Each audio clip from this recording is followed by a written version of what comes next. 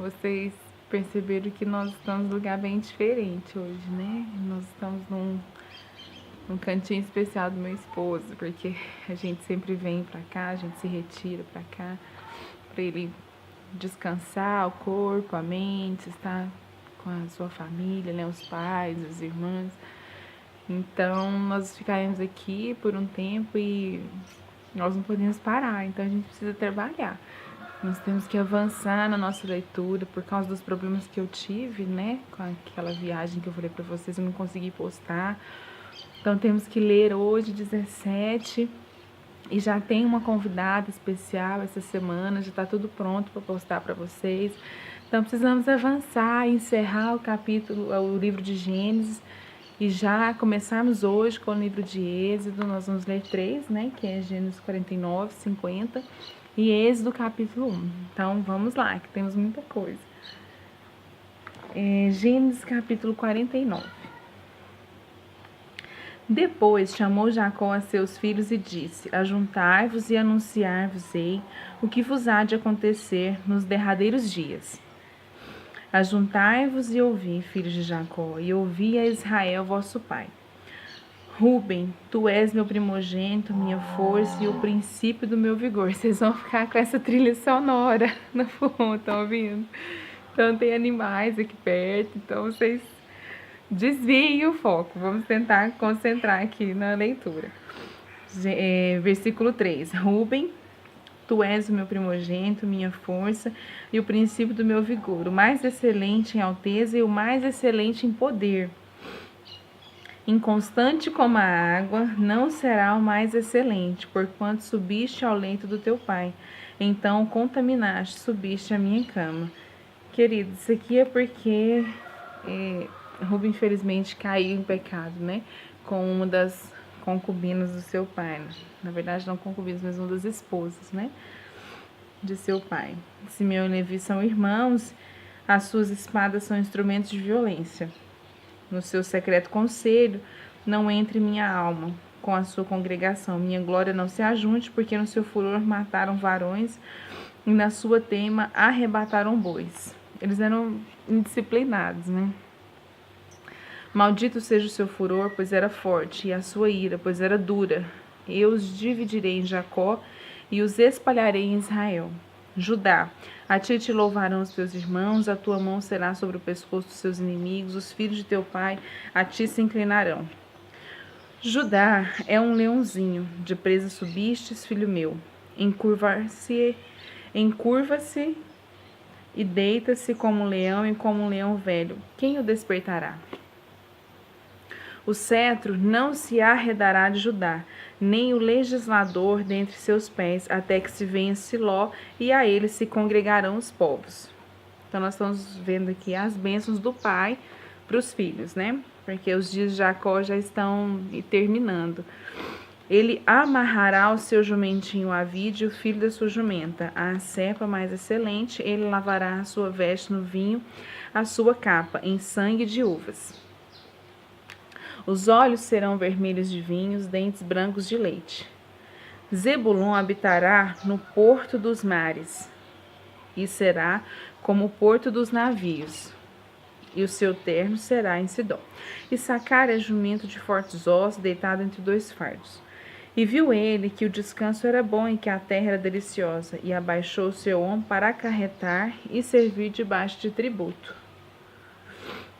Dan julgará o seu povo como uma das tribos de Israel. Dan será serpente junto ao caminho, uma víbora junto à vereda, que morde os calcanhares do cavalo e faz cair o seu cavaleiro por detrás. A tua salvação espero, ó Senhor. Quanto a Gade, uma tropa o acometerá, mas ele a acometerá por fim. De Asser, o seu pão será abundante e ele dará delícias reais. Naftali é uma serva solta, ele dá palavras formosas. José é um ramo frutífero junto a fontes. Seus ramos correm sobre o muro. Os flecheiros lhe deram amargura e o flecharam e o aborreceram. O seu arco, porém, susteve-se no forte, e os braços da sua mão foram fortalecidos pelas mãos do valente de Jacó, de onde é o pastor e a pedra de Israel. Pelo Deus de teu pai, o qual te ajudará, e pelo Todo-Poderoso, o qual te abençoará com bênçãos dos céus de cima, com bênçãos do abismo que está debaixo, com bênçãos dos peitos e da madre. As bênçãos de teu pai excederão as bênçãos dos meus pais, até a extremidade dos outreiros eternos. Elas estarão sobre a cabeça de José e sobre o alto da cabeça do que foi separado aos seus irmãos. Queridos, o que a gente percebe? Que José aqui já foi especial, né? Até nessa questão das bênçãos. Porque nós vimos que José permaneceu, né, debaixo do temor de Deus. Benjamim é lobo que despedaça, pela manhã comerá a presa e à tarde repartirá o despojo. Todas essas são as 12 tribos de Israel, os 12 filhos, né, de Jacó. E isto é o que lhes falou seu pai quando os abençoou. A cada um deles abençoou segundo a sua bênção. Depois ordenou-lhes e disse: Eu me congrego ao meu povo, sepultarem com meus pais na cova que está no campo de Efron, o Eteu, na cova que está no campo de Macpela e que está em frente a Mande, na terra de Canaã, o qual Abraão comprou com aquele campo de Efron, o Eteu, por herança de sepultura. Ali sepultaram Abraão e Sara, sua mulher. Ali sepultaram Isaque e Rebeca, sua mulher. E ali eu sepultei Li. O campo e a cova que está nele foram comprados aos filhos de Et. Acabando, pois, Jacó de dar mandamentos a seus filhos, encolheu os seus pés na cama, expirou e foi congregado ao seu povo. Queridos, então aqui encerra toda a história, né? Toda a vida de Jacó, a mudança do nome que a gente viu, né? Um homem que teve o nome mudado para Israel, depois de lutar com o anjo de Deus ali no deserto, né? Voltou para enfrentar seu irmão, enfrentar seu passado, pediu perdão por ter roubado o direito de primogenitura. A gente viu que não foi bem um roubo, porque na verdade, né, Esaú já havia entregue, aberto mão daquele direito. E um homem que teve a vida mudada. Então encerra-se aqui a história dele, mas a promessa de Deus que começou lá em Abraão, que passou por toda a geração, chegando a Jacó, vai continuar, porque essa promessa precisa se cumprir. Capítulo 50. Então José se lançou sobre o rosto de seu pai e chorou sobre ele e o beijou. E José ordenou aos seus servos, os médicos, que embalsamassem o seu pai, e os médicos embalsamaram Israel. E cumpriram-se 40 dias, porque assim se cumprem os dias daqueles que se embalsamam, e os egípcios choraram 70 dias. Passando os dias do seu choro, falou José à casa de Faraó, dizendo: Se agora tenho achado graça aos vossos olhos, rogo-vos que faleis aos ouvidos de Faraó, dizendo: Meu pai me fez jurar, dizendo: Eis que eu morro em meu sepulcro, que cavei para mim na terra de Canaã. Ali me sepultarás. Agora, pois, te peço que eu suba para que sepulte meu pai, então voltarei. E Faraó disse: Sobe e sepulta o teu pai, como ele te fez jurar. E José subiu para sepultar o seu pai, e subiram com ele todos os servos de Faraó, os anciãos da sua casa e todos os anciãos da terra do Egito. Como também toda a casa de José e seus irmãos e a casa de seu pai, somente deixaram na terra de Gósen os seus meninos e as suas ovelhas e as suas vacas. E subiram também com ele tanto carros como gente e cavalo, e o concurso foi grandíssimo. Chegando eles, pois, à eira do espinhal, que está além do Jordão, fizeram um grande e gravíssimo pranto. E fez o seu pai um grande pranto por 7 dias. E vendo os moradores da terra, os cananeus, o luto na eira do espinhal, disseram: É este o pranto grande dos egípcios. Por isso chamou-se o seu nome Abel Mizraim, até além do Jordão. E fizeram-lhe os seus filhos assim como eles lhe ordenaram. Pois os seus filhos o levaram à terra de Canaã e o sepultaram na cova do campo de Macpela, que Abraão tinha comprado com o campo por herança de sepultura, a Efron, o Eteu, em frente a Mande. Versículo 14. Depois tornou José para o Egito, ele e seus irmãos, e todos os que com ele subiram, e sepultaram seu pai. Depois de haver sepultado seu pai, vendo então os irmãos de José que o seu pai já estava morto, disseram: Porventura nos aborrecerá José e nos pagará certamente todo o mal que lhe fizemos. Olha só, queridas, quando nós erramos, né, e não consertamos, porque eu entendo que os irmãos José ainda não haviam se perdoado do que eles tinham feito, né? Nós podemos perder a paz, porque olha a preocupação desses homens. Agora que o pai morreu, será que José vai vingar? Será que era por causa do amor que José tinha pelo pai que ele poupou a nossa vida? Então eles estavam com medo, né? Portanto, vieram a José dizendo: teu pai mandou antes da sua morte, dizendo: assim direis a José: perdoa, rogo-te, e transgressão dos seus irmãos e o seu pecado, porque te fizeram mal. Agora, pois, rogamos-te que perdoe as transgressões dos servos do Deus do teu pai. E José chorou quando eles lhe falaram. Depois vieram também seus irmãos e prostraram-se diante dele e disseram: eis-nos aqui por teus servos. E José lhe disse: não temais, porque porventura estou em lugar de Deus? Olha só. Por que José não vingou? E por que a gente vai aprender aqui com ele que nós não devemos vingar? Porque ele disse assim: porventura estou eu em lugar de Deus. Ele sabia que a vingança pertence a Deus. Então eu acho que seria pior, né? Eu fico pensando assim: se eu estou devendo alguma coisa para alguém, a pessoa fala: não, eu estou tranquila, eu te perdoo, porque a vingança vem de Deus e a Bíblia diz que a vingança pertence a Deus. Traz muito mais peso, né? Muito mais temor. Vós, bem, intentaste mal contra mim, porém Deus o tornou em bem, para fazer como se vê nesse dia, para conservar a vida de um povo grande. Agora, pois, não temais, eu vos sustentarei, a vós e aos vossos meninos. Assim o consolou e falou segundo o coração deles. Então José deixou nas mãos de Deus, né, aquilo que havia acontecido com ele, toda a vingança que Deus poderia julgar segundo bem parecer, né? José não estava preocupado com isso, tinha acabado de perder o pai, né? O coração dele estava na perda. E os irmãos, infelizmente, mal sepultaram, né? O pai, já estavam preocupados com o seu bem-estar, com o seu conforto, se seriam vingados, se tornariam escravos, né? Se iriam morrer, né? Pagar com a própria vida. A falta de paz e de sossego, né? Quando as pessoas erram, né? Versículo 22. José, pois, habitou no Egito, ele e a casa de seu pai, e viveu José 110 anos. E viu José os filhos de Efraim, da terceira geração, também os filhos de Marque, filho de Manassés, nasceram sobre os joelhos de José. E disse José a seus irmãos: eu morro, mas Deus certamente vos visitará, e vos fará subir dessa terra para a terra que jurou a Abraão, a Isaque e a Jacó. Olha o que José está dizendo aqui. Que a promessa vai se cumprir. Então, mesmo que ele morra, Deus vai fazer o povo dele habitar na terra que foi prometida lá para Abraão. E José fez jurar aos filhos de Israel, dizendo: certamente vos visitará Deus, e fareis transportar os meus ossos daqui. E morreu José na idade de 110 anos, e o embalsamaram e o puseram no caixão no Egito. Aqui também encerra todo o legado, né, de José, toda a história.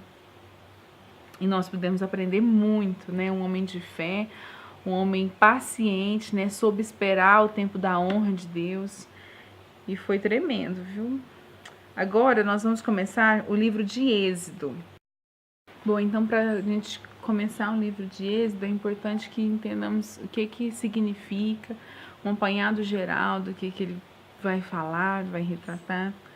Então, Êxodo nós sabemos que significa saída, né? Retirada. Esse povo que passou a habitar no Egito por causa daqueles 7 anos de fome, no período do governo de José, eles permaneceram ali no Egito e cresceram em número, nós vamos ver isso. E o livro de Êxodo, ele vai falar do nascimento de um líder no meio desse povo, né, de Israel.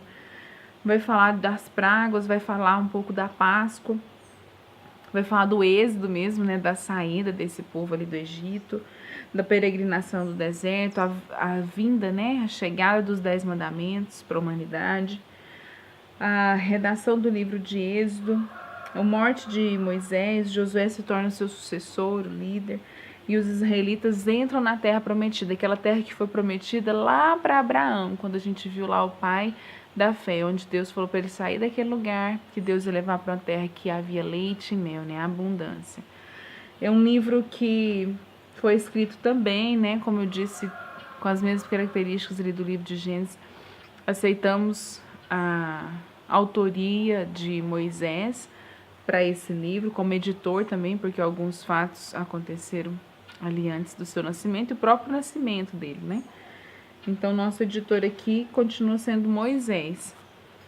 Bem, então vamos começar. Se alguém tiver alguma dúvida a mais, vocês coloquem lá no blog, lá no canal, que eu respondo para vocês. Bom, Êxodo capítulo 1. Primeiros descendentes de Jacó no Egito, né? Vamos voltar ali um pouquinho. Então, estes, pois, são os nomes dos filhos de Israel, que entraram no Egito com Jacó. Cada um entrou em sua casa. Ruben, Simeão, Levi, Judá, Issacar, Zebulon e Benjamim. Dan, Naftali, Gade e Aser. Todas as almas, pois, que descenderam de Jacó foram 70 almas. José, porém, estava no Egito. Sendo, pois, José falecido, todos os seus irmãos e toda aquela geração, então estão considerando que aquela geração já morreu. Os filhos de Israel frutificaram e aumentaram muito. É o que eu disse para vocês lá no início. E multiplicaram e foram fortalecidos grandemente, de maneira que a terra se encheu deles. Depois levantou-se um novo rei sobre o Egito, que não conhecera José. Olha só. O qual disse a seu povo: eis que o povo dos filhos de Israel é muito e mais poderoso do que nós. E usemos sabiamente para com ele, para que não se multiplique, e aconteça que, vindo guerra, ele também se ajunte com os nossos inimigos e peleje contra nós e suba da terra. E os egípcios puseram sobre eles maiores dos tributos para os afligirem com suas cargas, e edificaram a Faraó cidades e tesouros, Pitom e Ramsés. Queridos, o povo descendente de Israel se tornou escravo. Mas quanto mais os afligiam, tanto mais se multiplicavam e tanto mais cresciam, de maneira que se enfadavam por causa dos filhos de Israel. Então, quanto mais escravizavam esse povo, mais eles se multiplicavam. Por quê? Porque havia uma promessa de Deus, dizendo que esse povo seria muito na terra, seria como as estrelas do céu e como a areia do mar, que nós somos incapazes de contar. Então, queridos, quando há uma promessa sobre a nossa vida, podem vir as dificuldades, podem vir as tribulações, que a promessa de Deus vai se cumprir. E os egípcios faziam servir os filhos de Israel com dureza. Assim lhe fizeram amargar a vida com dura servidão, em barro e em tijolos, e com todo o trabalho no campo, com todo o seu serviço, em que os serviam com dureza. O rei do Egito, aquele que não conheceu José, falou às parteiras das hebreias, né, do povo de Israel, povo hebreu, das quais o nome de uma era Sifrá e o nome da outra Puá. E disse: quando ajudardes no parto das hebreias, e as virdes sobre os assentos, se for filho, mate. Mas se for filha, então que ela viva. As parteiras, porém, temeram a Deus, e não fizeram como o rei do Egito lhe dissera, antes conservavam a vida dos meninos. Então, o rei do Egito chamou as parteiras e disse-lhes: por que fizeste isso? Que guardardes os meninos com vida? E as parteiras disseram a Faraó: é que as mulheres hebreias não são como as egípcias, porque são vivas e já têm dado à luz os filhos antes que a parteira venha a elas. Então, o que elas justificaram? Quando a gente chega na casa delas, né, o neném já nasceu, é impossível matá-los, né, depois de nascidos assim. Portanto, Deus fez bem as parteiras, e o povo se aumentou e se fortaleceu muito, e o povo hebreu continuou crescendo. E aconteceu que, como as parteiras temeram a Deus, estabeleceu-lhes casas. Então ordenou Faraó todo o seu povo, dizendo: a todos os filhos que nasceram lançareis no rio, mas a todas as filhas guardarei com vida. Queridos, olha só, o Faraó começou a perseguir os bebês, os meninos, e aqui nós vamos ver que nasceu um líder, e que Deus poupou a vida desse líder. Mas fica para amanhã. Encerramos Êxodo capítulo 1 e nós vamos entender como que esse povo hebreu se estabeleceu na terra. Então, um grande beijo. Fiquem atentas que o nosso encontro de sábado, né, está aí, está chegando. Tem camisetas para enviar. mande um e-mail, deixe um recadinho no blog, mande mensagem celular que eu vou te entregar essa camiseta para o nosso lanche de sábado. Grande beijo!